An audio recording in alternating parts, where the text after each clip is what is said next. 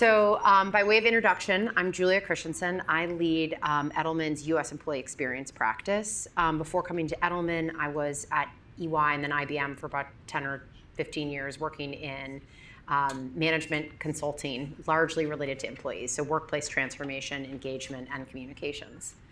And turn it over to Monne. Sure. Hi, I'm Monne Williams. I'm at Handshake now. I'm our Chief Impact Officer, so thinking about equity, access, inclusion, and diversity, both internally for our employees, but also with our customers.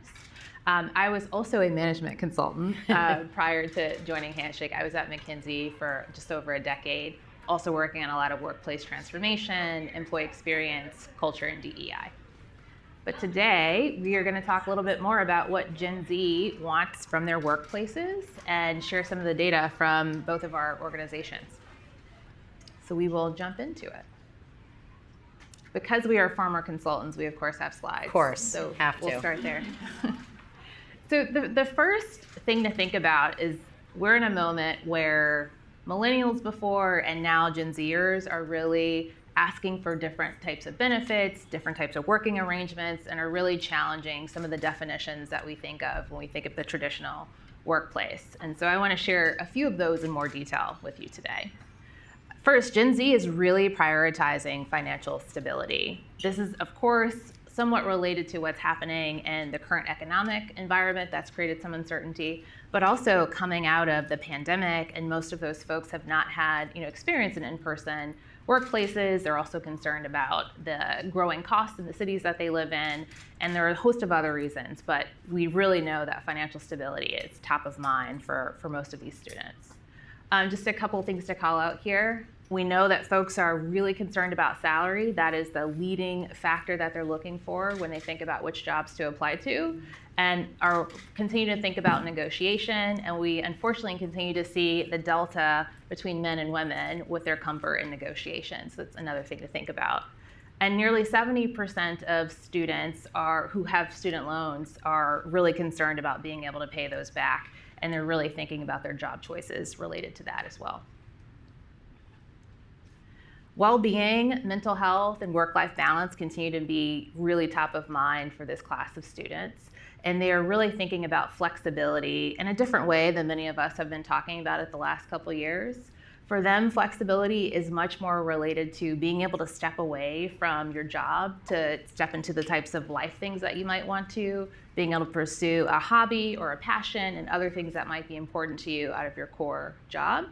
We also hear that some folks want the flexibility to be able to take on a second job if needed to be able to meet some of those financial obligations that we talked about as well. I think the important thing to call out here is about 80% of students that we surveyed say that they were burnt out in college. So we're really in this moment where people felt the intensity of being remote for much of their college careers, and they're also anticipating some of those feelings coming into these jobs. And so that's why they're demanding more from employers around mental health benefits, flexibility, student loan repayment, really thinking about all those things that will support them as a full human being, not just as an employee. The other thing that we heard loud and clear from our graduates is that people really want to continue to learn. They are looking for jobs that have budgets for learning and development. They want to work for companies that are advertising that in their job descriptions. And they're also thinking a lot about the way that they'll need to continue to upskill themselves as the world continues to change, as AI becomes much more embedded in a lot of the work we do. And so continue to think about upskilling and professional development will be really critical for Gen Z as well. Perfect. So, in terms of the data from Edelman, so Edelman every year runs a trust barometer, and we've been doing it now for 20 years. Thank you. Some of my coworkers are like, yes, you got that one right. So 20 years. And over the last 4 years, we've had a workplace-specific cut of the data. That goes to 7,000 individuals and 7 countries, and that's how we gather the insights. And so today we just wanted to share some of the key insights before diving into our discussion. The first is for the 6-year running, the employer has been the #1 most trusted source for information news. And that delta has grown over the past few years. It was 18 points between the next most trusted, and this year it's 23. So that's saying it's continuing to grow the distance between the employer and then the next most trusted: NGOs, media, government. So 79% of us trust our employers. 70% of employees, exactly what Monne were saying, want their employer to help rethink the workspace. And so what does work mean? Work-life identity, work balance, fair and competitive pay. Not only, many companies have come to us and said, is that just, return to office, virtual work? It's not just that. It's broader, it's bigger when you think about the identity. The next sort of key insight, and when we've presented this with clients also, and we see a lot of nodding head and said, yes, this confirms what we know, but the challenge is, how do we do this? 83% of employees of us want their employer to actively talk about career advancement. How are we moving forward? What does competitive wage look like? What are the training and experience opportunities? So again, nodding heads from a lot of our clients, and then saying, but how do we do that? And then 80% of employees want the company, the employer with whom they work, to create personal empowerment. What we have seen over the years is that just listening to employees was the start of this journey, gathering feedback, gathering insight, gathering pulse surveys, gathering responses. And now it's gotten to the point, especially with Gen Z, that the ask is, then how are you using it? How am I influencing the direction? How am I having a part in the decision making? So one of the headlines, really a key takeaway from this year, is that Gen Z is redefining the meaning of work, and that they're having an impact on others. So 93% of employees, 93% of us, say that we have been influenced by our coworkers, our 20-something coworkers, and how we view life. Work-life balance, career success, fair pay. And to add on to that, 61% of us are, because of our 20-something coworkers, more willing to push back on our employer, put pressure on our employer to make change, to share the pay bands, to have different changes in the system. And so then the final sort of piece before we kind of dive in is, really our belief is that action earns trust. And so where and how do employees want their employers to speak out on societal issues? You can see on the left side, these are the top topics. We're also often asked, is this internal or external? And it can be a combination of both, but speaking out internally, as we in many cases know, internal becomes external. It's very porous, that environment, so it's the importance of speaking out. The second is around the infrastructure to listen. Employees want to know that it's in place. One of our clients last week said, a lot of the employees say, I'll give you feedback, but then I don't know where it goes. It sort of like dies on the vine. So I want to know that there is an infrastructure in place to have that be thoughtfully listened to.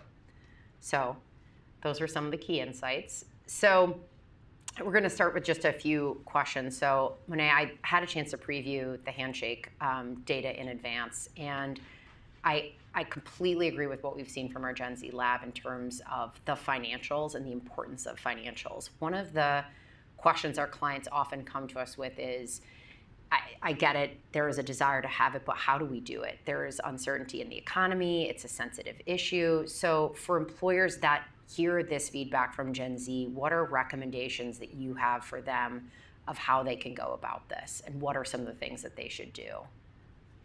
So we've certainly seen people sharing much more about salary information. So as people are going into this search process and of course into the interviewing, they know what they can expect.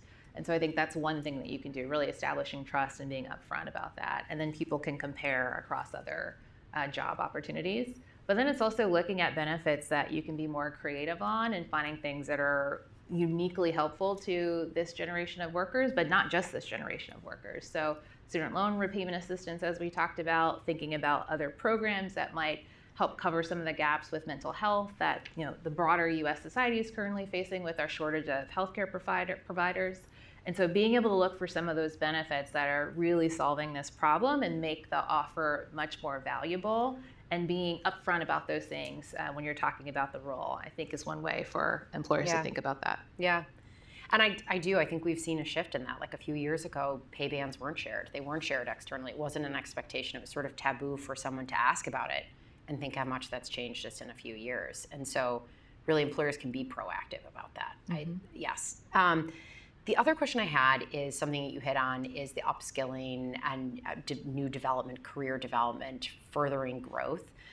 Another area that our employers, when we've gone and talked with them, have said, I hear you, I agree, I know that's important, but it's also challenging given the uncertainties. What are some of the ways that you've seen companies do that, either how they're talking with candidates or they're building it in to their employee experience to speak to that? Well, one, they're doing it more quickly. We've seen the mentions of learning and development, professional development, those types of benefits and practices mentioned in job descriptions much more, in fact, doubled over the last couple of years. And this looks like sometimes it's an internal stipend so that individual employees can decide what types of skills they want to be able to learn and invest in. Sometimes it's internal programs that folks are participating in as well, and helping you think about the other parts of the organization that you might want to be able to move to and the things that'll get you ready for the next level in your career. And the other thing that we've heard folks talking much more about is peer coaching as well, and looking for opportunities from more recent joiners at companies to be able to support their work journeys as well. I love that. I love that. Great. Well, I think those were the two questions I had, though I have others for you if you want me to continue, or if you have any questions for me. I have a really easy one for you. Okay. How is it exactly that Gen Z wants us to redefine work? That's super easy. Yeah. Super easy. Give me a low ball. That was not what we worked on before. So, okay. So I think you said it well the other day when we were discussing this and prepping for the session, is that the complexity of the Gen Z generation in terms that we're starting to see it, but then will fully be in the workforce. I think there are many pieces, the ones that we just hit on. The transparency is key. I do feel like a lot of the clients that we work with, they keep saying, well, employees think there's so much more that we're not telling them. And I will tell you that we're working with them and saying, but you aren't telling the full perspective and the full picture. And I think you see that from the pay, from the benefits, from the decision making. So I think the transparency is a big piece of it. I think the other part of it is them having a voice in things. And so we had this discussion the other day that a leader said, well, what if I don't agree with you? And what if that isn't going to work for the business? And the individual who was part of the Gen Z lab said, but it's the fact that you're asking me, and it's the fact that you're going to potentially listen to what I might have to say for another option. So let's say this one's not on the table. It's the fact that I have a seat and I am bringing an idea to you, as someone said, that assume positive intent and know that it could really help in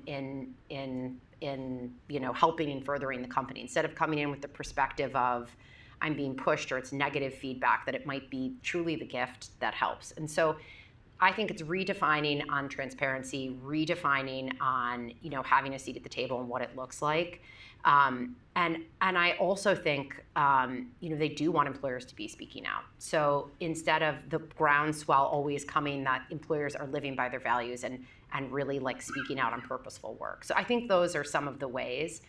And I just want to add one other thing. Someone said the other day, do you think it's going to be until Gen Z gets in seats of power, so to say, like that they're at the CEO level, that they're board of directors, so that they're surrounded by other Gen Z, so they're making like-minded decisions? And Monne and I were discussing this. I don't think it will be. I think it will be pushed sooner. I can say I never thought we would have pay transparency as vocal as it is. I think 80% of Gen Z say they really will make a decision about whether or not to interview for a job if they're upfront about salary.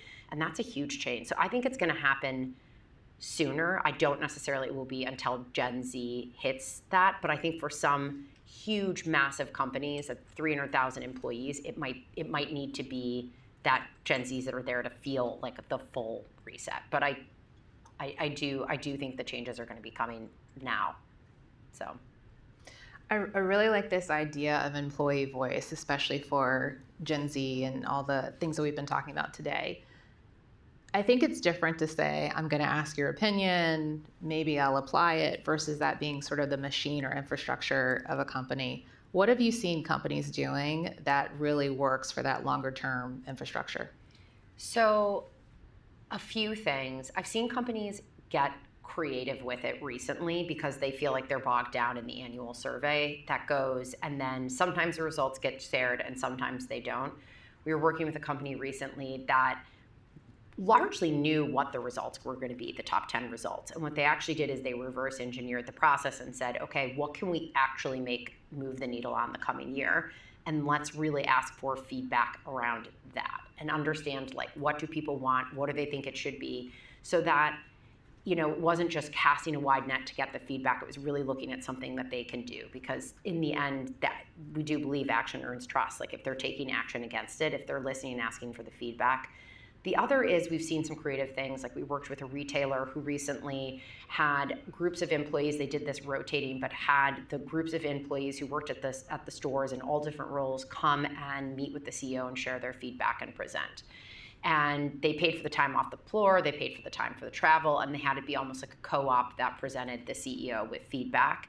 And the big thing that the CEO took away with, which we see in the survey, is he really took seriously the feedback that they'd been sharing for years. They'd been sharing it, but he hadn't heard it. He hadn't taken seriously how burnt out they were, that one person wore 17 rolls in the hat. They changed the stickers, they ran the cash register, they were cleaning different things. So it was the hearing directly from them and taking it seriously. And that is one that's worked really well, because one of the insights that we have is often there feels like such a disconnect between the senior leaders and the individuals doing the day-to-day work. So they don't know what it looks like. They haven't walked in my shoes or don't know the day-to-day. And so getting closer and closer to that, I think, is where we're seeing companies be successful on the feedback piece. I really like this idea that they even saw providing those opinions as work and paying folks for them and really providing the right infrastructure as opposed to a side job, which is nice. Yep, or on your weekends or off time, not paid for. Exactly. I think we have a couple minutes for a question or two. Yeah. Carrie, are there any questions or room questions? I was just resonating with what you said, where the early career folks feel like, oh, you haven't walked a mile in my shoes. How do they suppose we got to where we are? And I don't mean to be snotty. It sounded snotty, but you know what I mean. Like, the take is like, well, we're at a certain point because we did do those jobs, and now we've come to the next phase in our careers, and it's on us to then mentor you and help you grow in your career so that eventually you have this same slot. But where I'm headed with this is, like, how do we not be at odds? At odds. That is a great question, the odds. Though I don't think you are what they're referring to on the CEO. On the CEO, it was things like, can we have a clear career path? So if you have 17 roles in the store, can we please have 3? Because then it makes me feel like I know what my job is. I'm growing in my job. I can see the next phase in the job. What I think you're saying is what we've had a lot of clients come to us to say, which is, we have put in this work, we have put in this sweat equity, we have put in this time, we have grown this, and we are doing things based on this knowledge and expertise. So also trust that, in addition to being open to Gen Z, and other ideas. Also know that we've gone through this. So I think it is both sides coming to the table, because someone said something that I thought was great, which was assume a positive intent. And I have to tell you, even I, from working with our team, have sometimes gotten to the spot where I'm a little jaded of, like, yet again, more feedback, more things I need to work on, more things I need to change, when it is like, well, let's make sure I'm assuming positive intent. Who knows? This could really help. And so I think I hear you on that. It is a question our clients ask of, like, we have built this time and effort and gotten to this spot. So I think your hand was up first. Thank you. And I'm sorry, I hope this question comes out making sense. It's sort of still gelling in my head. I want to return back to the point that you made about employee voice. It feels like there are a lot of forums in people's personal lives where they have voice. That might be on social media, like we think a lot about TikTok or Instagram, things like that. Places where people are sharing their voice. I'm curious if you've seen examples of companies use technology or just use that inclination towards sharing opinion and sharing stories about their opinions within a business context. And if so, like, what has worked well with that? What Do you mind if I take this one really Please. quickly? So another part of that survey, when you see it in the trust, is that 65% of us employees would prefer to make change within our organization, whereas 31% will go external. So like the desire is there to make the change internal, meaning like working within the system to have the voice be heard.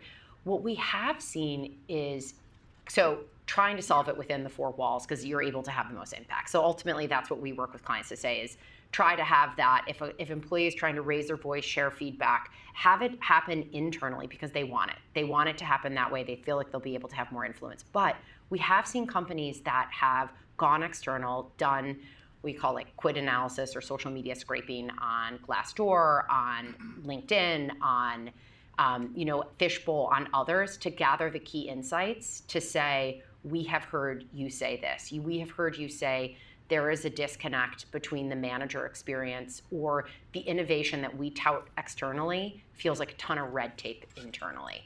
But ultimately, we try to counsel our clients, try to get that internal because that's where if you really are opening the right forums and really having it be something where people can weigh in and share their voice in an authentic way, you're going to be able to drive it. Whereas externally, you do somewhat lose control of the ability to track the person down who had a great insight or to have them join the steering committee or have them be involved. So we do see companies, though, taking that analysis, those insights, and trying to bring it into planning.